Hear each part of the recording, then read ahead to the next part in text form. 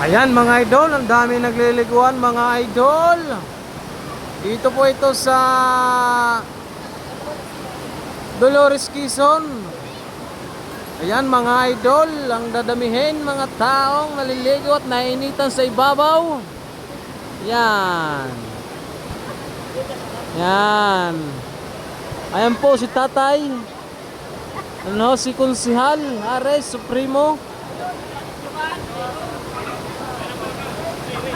May palakapaw sa likod. Yun. Yan. Yan mga idol, kayo magpumunta na rin at napakainit sa ibabaw. Yan. Dito malamig. Yun si Idol. Idol.